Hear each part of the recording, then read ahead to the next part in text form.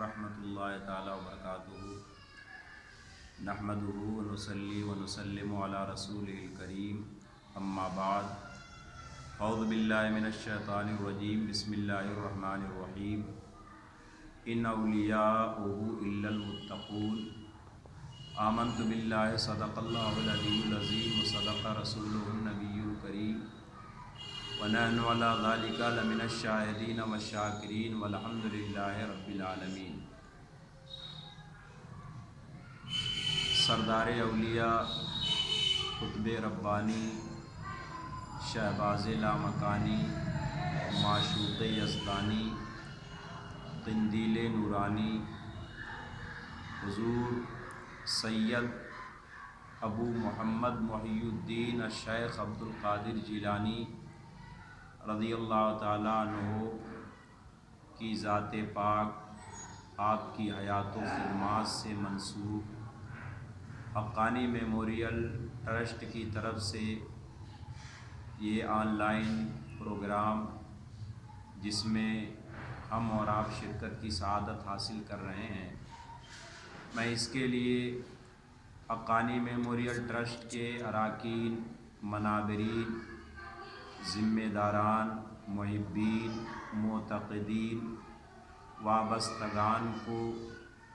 دل کی عمیق گہرائیوں سے مبارکباد دیتا ہوں۔ جہاں تک حضور سیدنا شیخ عبد القادر جیلانی رضی اللہ تعالیٰ عنہ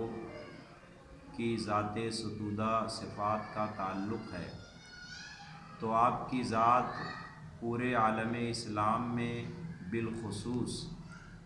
اور پوری دنیا میں بالعموم نابغہ روزگار ایک عبقری اور منفرد المثال شخصیت کے طور پر جانی اور پہچانی جاتی ہے۔ حضور سیدنا شیخ عبد القادر جیلانی رضی اللہ تعالیٰ عنہ جس طریقے سے عوام الناس کے درمیان آپ کی شخصیت مقبول بھی ہے اور محبوب بھی ہے، اسی طرح سے اہل اللہ اور خواص کے درمیان آپ کی شخصیت نعمت غیر مترقبہ کے طور پر جانی اور پہچانی جاتی ہے۔ پیران پیر روشن ضمیر حضرت سیدنا شیخ عبد القادر جیلانی رضی اللہ تعالیٰ عنہ کی حیات کا ایک لمبا سفر اگر ہم آپ کے سامنے رکھیں تو اس کے لیے وقت کی بڑی کمی ہے۔ صرف چند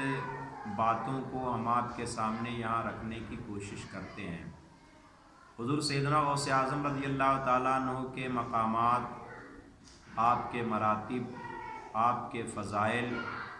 اور آپ کے درجات اولیاء کو اگر جاننا ہو تو آپ کے دور میں یا آپ کے بعد آپ کی حیات و خدمات پر جو بے شمار تصانیف لکھی گئی ہیں وہ بھی اپنے وقت کے جید، معتبر، مستند، مقتدر علماء، اولیاء، صلحاء اور صوفیاء کے ذریعہ معرض تحریر میں آئی ہیں، اس کو پڑھنے کی ضرورت ہے۔ خاص کر اپنے مقامات رفیعہ کے تعلق سے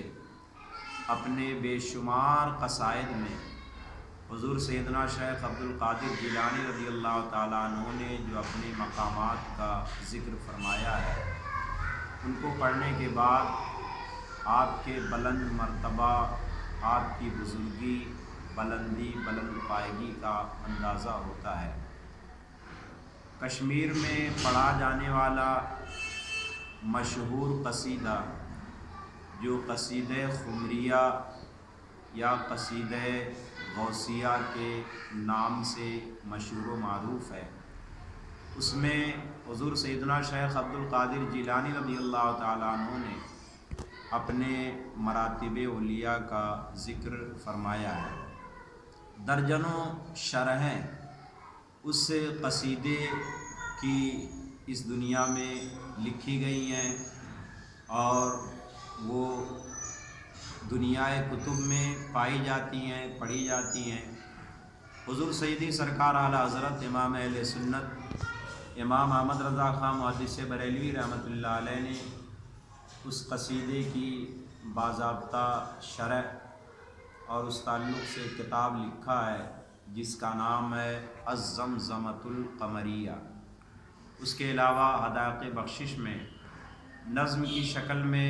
حضور سیدی سرکار اعلیٰ حضرت نے قصیدہ غوثیہ کی فارسی زبان میں منظوم اشعار میں جو ہے شرح فرمایا ہے۔ حضور سیدنا شیخ عبد القادر جیلانی رضی اللہ تعالیٰ عنہ کے اقوال، آپ کے فرمودات، آپ کے ملفوظات، آپ کی تعلیمات، آپ کے ارشادات جس طریقے سے خواص کے لیے چراغ منزل ہیں، مینارہ نور ہیں، اسی طریقے سے عوام کے لیے بھی آپ کے فرمودات اور آپ کی تعلیمات و ارشادات ایک طریقے سے مصباح منیر کی طرح سے یا روشن آفتاب کی طرح سے اس اندھیری دنیا میں دنیا والوں کو ہدایت کا راستہ دیتی ہوئی نظر آتی ہیں۔ حضور سیدنا شیخ عبد القادر جیلانی رضی اللہ تعالیٰ عنہ نے 470 ہجری میں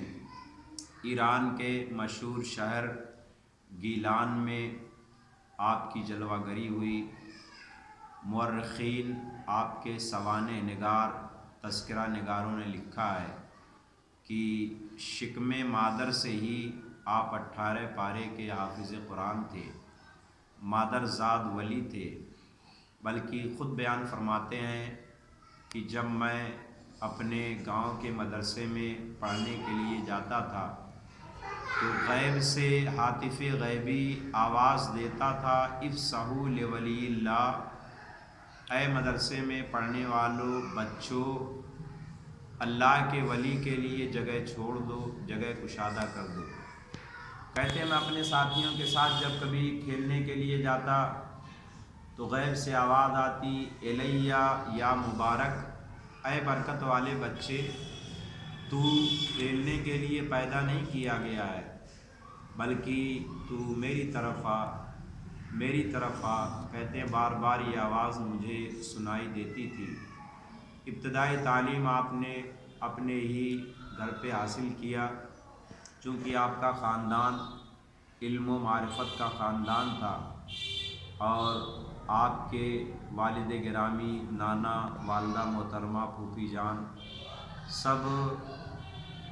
اولیاء کبار میں سب کا شمار ہوتا ہے۔ 18 سال کی عمر میں بغداد شریف کا سفر کیا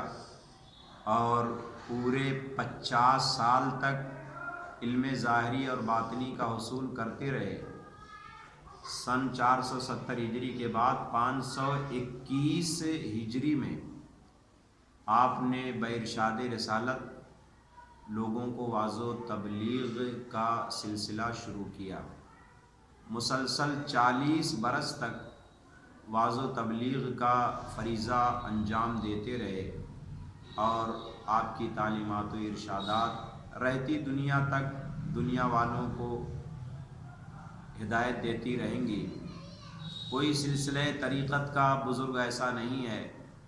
جو سیدنا غوث اعظم کے مراتب اولیاء کا قائل نہ ہو، بلکہ آپ فرماتے ہیں قدمی حاضی علی رغبت کل ولی اللہ، میرا یہ قدم